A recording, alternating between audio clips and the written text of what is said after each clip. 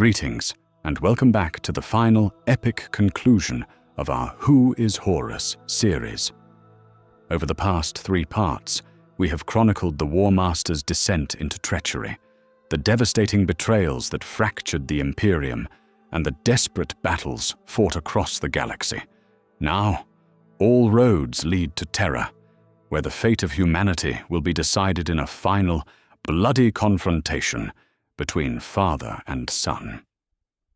Today, we will delve into the cataclysmic Siege of Terra, the ultimate sacrifice made to protect the Imperium and the enduring, dark legacy left by the fallen Warmaster. This is the culmination of the Horus Heresy, a moment of unimaginable loss and the dawn of a grim new era for mankind. Part 1. The shadow of madness falls, Cygnus Prime's toll. Before the traitor legions could descend upon Terra, the tendrils of Horus's grand design had ensnared even the noblest of his brothers. The glorious blood angels, under their luminous primarch Sanguinius, had been lured into a vicious trap within the Cygnus cluster. What began as a mission to liberate human worlds from Xenos oppression quickly devolved into a nightmarish battle against the raw, unbridled power of chaos. It was on the blood-soaked soil of Cygnus Prime that Sanguinius faced a harbinger of the doom to come. Kabanda, a towering greater demon of Khorne, whose very presence radiated bloodlust and slaughter. In a brutal and desperate duel, Sanguinius, despite his legendary might, was brought low, wounded, and forced to witness an atrocity that would forever scar his legion. With a single, contemptuous sweep of his gore-drenched axe, Kabanda annihilated 500 of the Blood Angels, their lives extinguished in a psychic backlash that ripped through Sanguinius's consciousness, plunging him into darkness. The fall of their Primarch and the wholesale slaughter of their brothers ignited a primal, uncontrollable fury within the remaining Blood Angels. This was the birth of the Black Rage, a berserker madness that stripped away all semblance of discipline and transformed the Emperor's once angelic warriors into bloodthirsty engines of destruction. Driven by this dark impulse, they tore through the demonic hordes with savage abandon, their righteous anger twisted into something terrifying. Even Kiris the Perverse, the greater demon of Slaanesh who ruled the Cygnus cluster, was eventually banished back to the swirling chaos of the Immaterium. Though Cygnus Prime was eventually cleansed of the chaos taint, the victory was Pyrrhic. The Black Rage left an indelible mark upon the Blood Angels' collective psyche, a brooding shadow that would darken their future and manifest in horrifying ways for millennia to come, a constant reminder of the brutal cost of their loyalty and the horrors they had witnessed. Part 2. The Iron Gauntlet closes. The Siege of Terra begins. 7 long, bloody years after the first shots of the Horus Heresy were fired on Istvan III, the culmination of the Warmaster's ambition arrived at the doorstep of the Imperium's heart. The Sol System, the cradle of humanity, came under siege as Horus's vast fleet, a monstrous armada of warships from 8 traitor legions and their allies, descended upon Terra. The Battle of Terra commenced with a brutal, unrelenting orbital bombardment. The Loyalist fleets, though outnumbered, fought with desperate courage, and the formidable orbital defenses arrayed around Luna exacted a heavy toll, claiming over a quarter of the traitor fleet. Yet their valiant efforts were ultimately insufficient against the sheer, overwhelming numbers of the invaders. Like the defenders who would soon spill their blood on Terra's surface, they were simply too few to stem the tide. After days of this orbital purgatory, the first wave of Chaos Space Marines slammed onto Terra in screaming drop pods, their targets the vital spaceports closest to the Imperial Palace. Elements from 5 traitor legions, the sons of Horus, World Eaters, Emperor's Children, Iron Warriors, and Night Lords spearheaded this initial assault, bolstered by traitorous forces already embedded within Terra's infrastructure. Despite the fierce resistance of the Loyalist defenders, the strategic spaceports of Eternity Wall and Lion's Gate fell to the forces of chaos within mere hours, securing vital landing zones for the main invasion. As the spaceports fell, dark chaos cultists, their numbers swelled by Terra's own corrupted populace, began their profane invocations, tearing holes in the veil between realities and dragging forth the monstrous greater demons of chaos directly onto Terran soil. With the landing zones secured, the true might of the traitor legions descended en masse. Hulking transports, each carrying thousands of troops, landed alongside the terrifying war engines of the Dark Mechanicus and the colossal, demonically corrupted traitor titans. These immense landing craft became prime targets for Terra's defense lasers, and many were blasted out of the skies in fiery explosions. Yet, countless more made it to the surface, disgorging legions of soldiers, main battle tanks, and towering titans to bolster the besiegers' ranks. They were met with fierce resistance from the Loyalist defenders, the brave men and women of the Imperial Army, the Adeptus Custodes, the Sisters of Silence, and the scattered remnants of Loyalist Astartes, who knew that the survival of humanity's homeworld, their emperor, and the very future of the species rested upon their shoulders. Part 3. The walls crumble. The siege of the Imperial Palace intensifies. The relentless tide of chaotic besiegers forced the Imperial defenders back, inch by bloody inch, towards the indomitable walls of the Imperial Palace. Thousands perished in desperate rearguard actions, their sacrifices buying precious time for those within the palace's formidable defenses. Before the very gates of the palace strode the monstrous figure of Angron, Primarch of the World Eaters, now fully transformed into a terrifying demon prince of Khorne. His booming voice, laced with the raw power of the blood god, demanded the Loyalists' surrender, painting a bleak picture of their isolation, their overwhelming odds, and the perceived unworthiness of the emperor they served. Many within the palace might have succumbed to despair at the sight of the sheer, unholy power arrayed against them, had it not been for the inspiring presence of Sanguinius, the winged Primarch of the Blood Angels. Across the ravaged ground, the two brothers, once united in purpose, now stood as opposing icons. A silent communication seemed to pass between them, a fleeting echo of their lost brotherhood. Yet there could be no reconciliation. With a cruel relish for the slaughter to come, Angron withdrew, signaling the true beginning of the siege of the Imperial Palace. 3 times the forces of chaos, fueled by the dark energies of the warp and the promise of carnage, hurled themselves against the palace walls. And 3 times they were thrown back, the defenders inspired by the angelic figure of Sanguinius and the unwavering discipline of the Imperial Fists. Outside the palace, Jagatai Khan and the White Scars, along with surviving elements of the Imperial Army's armored divisions, launched daring but ultimately unsuccessful sorties, attempting to draw the bulk of the besieging army away from the palace's vulnerable perimeter. Frustrated by the Loyalists' stubborn resistance and the slow, grinding progress of the siege, Horus unleashed the terrifying Legio Mortis, the Death's Head Legion, a traitor Titan legion renowned for its utter ruthlessness. These colossal war machines, led by the infamous Imperator-class Titan Dies Irae, unleashed their devastating firepower upon the palace walls, tearing gaping breaches in the once impregnable defenses. Through these newly created wounds, the traitor forces flooded, pushing the outnumbered defenders deeper into the labyrinthine corridors and fortified bulwarks within the palace. Facing the imminent collapse of the Imperial defenses, Jagatai Khan made a strategic decision.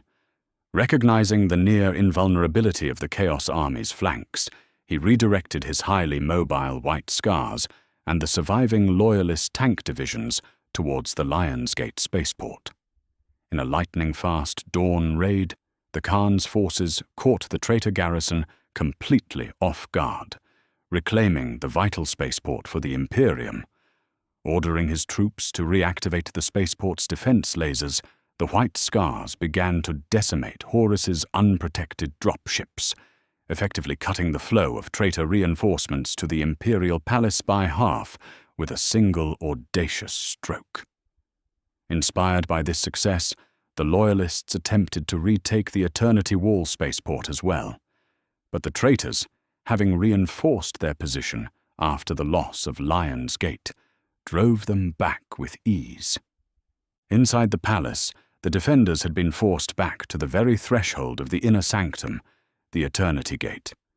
The Astartes of the Blood Angels and the Imperial Fists stood shoulder to shoulder, a desperate bulwark against the relentless tide of attacking Chaos troops, buying precious moments for the remaining Loyalists to retreat through the gate. It was then that the monstrous bloodthirster Kabanda reappeared, bellowing a challenge to Sanguinius in the name of his master, Khorne. The daemon hurled itself at the Angel of Baal, initiating a furious aerial duel high above the embattled forces. Already weakened and fatigued from the grueling siege, Sanguinius was eventually cast down by the bloodthirster, crashing onto the ferrocrete below with bone-jarring force. A collective groan of despair rippled through the Loyalist ranks at the sight of their champion's fall. Yet, the Blood Angel's Primarch was not broken. Shaking off the stunning impact, Sanguinius forced himself back to his feet and once again soared into the sky. In a display of incredible strength, the angel seized the gloating demon, holding it by its ankle and arm. With a mighty roar, Sanguinius heaved the greater demon high above his head and broke its back across his knee before hurling the broken carcass back at the horrified besiegers. As the last Loyalists fell back through the Eternity Gate, the great portal slammed shut behind them. Though Kabanda, as a creature of the warp, could not be truly killed, his spirit was banished back to the Imperium for 1,000 years to face the wrath of the Blood God. The Eternity Gate was closed, but the inner sanctum of the Imperial Palace was now the final Loyalist stronghold. Part 4. The Emperor's Sacrifice and the Final Confrontation. Deep beneath the Imperial Palace lay the Emperor's secret project, a warp gate connected to a section of the Eldar webway. Maintaining this delicate construct required an immense portion of the Emperor's psychic might. The treacherous warning from Magnus had shattered the protective psychic shielding around this project, allowing the denizens of the warp to intrude and destroying the Emperor's intricate control mechanisms. Now, the warp gate demanded virtually all of the Emperor's power to prevent a catastrophic breach that would doom Terra to a demonic incursion. Recognizing the dire situation, the Emperor entrusted Malcador the Sigillite with a final, agonizing task. He was to take the Emperor's place upon the Golden Throne, a psychic amplifier that provided the necessary sheath to protect the human-built sections of the webway. Magnus, the Emperor's original choice, had fallen. Malcador, the only remaining human psyker with the necessary strength, accepted his fate without hesitation. In the days leading up to the final confrontation, the Emperor instructed Malcador to summon 12 individuals to become the first Inquisitors. With this vital task complete, Malcador returned to the Emperor's side, ready for his ultimate sacrifice. Within the depths of the Imperial Palace, the Emperor asked Malcador one last time if he was prepared. With unwavering loyalty, the Sigillite ascended to the Golden Throne, the immense psychic energies beginning to flow through him, a tide that would soon consume him entirely. With Malcador now shielding the webway, the Emperor stood before the Golden Throne with his loyal Primarchs, Rogel Dawn and Sanguinius. "Behold," the Emperor declared, "the greatest sacrifice of our age.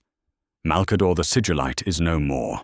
Henceforth he shall always and only ever be Malcador the hero." With that pronouncement, the three figures prepared for their final, desperate gamble. A teleportation strike directly onto Horus's battle barge, the Vengeful Spirit. The teleportation scattered the Emperor's forces throughout the massive warship. It was Sanguinius who reached Horus first. The Warmaster, seeing his once beloved brother, made one last attempt to sway him to the banner of chaos. When Sanguinius steadfastly refused, his loyalty to the Emperor unwavering, Horus attacked with the full might of his corrupted power. Sanguinius, weakened by his previous battles and the toll of Cygnus Prime, was no match for the demonically enhanced Warmaster. In a swift and brutal act, Horus strangled Sanguinius, ending the life of the noble angel of Baal. Yet, legend whispers that in his final moments, Sanguinius struck a small chink in Horus's Terminator armor, a seemingly insignificant act that would have profound consequences. When the Emperor finally reached the Vengeful Spirit's throne room, he was confronted with the heartbreaking sight of Sanguinius's lifeless body at Horus's feet. Horus, gloating in his triumph, taunted the Emperor for his refusal of the Chaos God's power and offered him a chance to kneel. But the Emperor, ancient and wise, saw only the deluded slave of chaos before him. Their battle was both physical and psychic, a clash of titans that would decide the fate of the galaxy. Though the Emperor's power was immense, his love for his son held him back, making him hesitant to unleash his full might. Horus, fueled by the dark gods, pressed his advantage, dealing grievous wounds to the Emperor, disarming him, and finally, breaking his back over his knee. In that fateful moment, a single Loyalist warrior, his identity lost to the mists of time, but forever immortalized in Imperial legend, as either the humble guardsman Ollanius Pius, a stalwart Imperial Fists Terminator, or a vigilant Adeptus Custodes, entered the throne room and stood defiantly between the broken Emperor and the triumphant Warmaster. For this act of selfless courage, the warrior was instantly struck down by a psychic blast from Horus. The Warmaster's casual brutality galvanized the Emperor. He finally understood the utter depravity of his fallen son and the horrific future that awaited humanity under the rule of chaos. With a heart filled with sorrow but a will of iron, the Emperor gathered his full and terrifying psychic power. A lance of pure warp energy erupted from his being, piercing through Horus's psychic defenses and the chink in his armor left by Sanguinius, tearing the Warmaster's body and soul asunder. In his final moments, Horus looked at his father, a single tear tracing a path through the grime on his face, a flicker of the son he once was begging for forgiveness. But the Emperor knew the ruinous powers would never relinquish their grip. With a final act of love and utter necessity, he obliterated Horus's essence from both the material and immaterial realms, ensuring he could never be resurrected as a demon prince. Part 5. The Long Shadow of Betrayal. The destruction of Horus sent a psychic shockwave across the Sol system, banishing the demons back to the warp and plunging the traitor forces on Terra into chaos and panic. The black rage surged through the Blood Angels at the moment of their Primarch's death, unleashing an unstoppable wave of fury that shattered the traitor lines.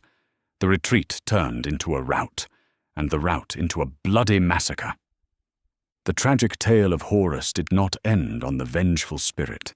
His broken body was eventually enshrined on the demon world of Malleum in the Eye of Terra by the surviving sons of Horus. For centuries, They clung to the memory of their fallen Warmaster. However, the Legion's destiny was to take a new, darker path. Ezekiel Abaddon, Horus's former first captain, rose to prominence, recognizing that the worship of a dead Primarch was holding the traitor legions back. He led a brutal assault to reclaim Horus's body, and upon securing the Warmaster's power claw, the Talon of Horus, Abaddon destroyed the corpse, severing the last ties to the past. Renaming the Sons of Horus the Black Legion, he ordered their armor painted black, a symbol of mourning and a vow of vengeance against the Imperium. Abaddon declared himself the new Warmaster of Chaos, vowing to finally achieve Horus's dream of overthrowing the Emperor. The Black Legion abandoned Melium, becoming a fleet-based force, their tendrils reaching across the vastness of the Eye of Terror. Abaddon turned their gaze towards the future, away from the ghost of their fallen Primarch. He became something more than Horus's successor.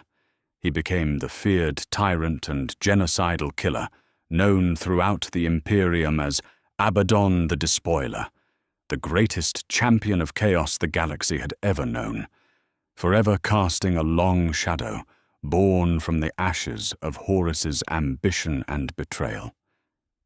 This is the story of Horus Lupercal, the Warmaster, the betrayer.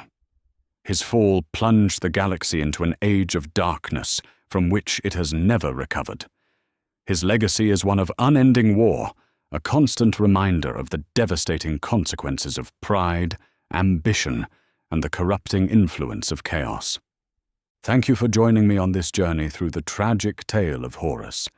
If you've enjoyed this series, please like this video and subscribe to The Lore Lord for more deep dives into the rich lore of Warhammer 40,000. Let me know in the comments below what resonated with you most about Horus's story.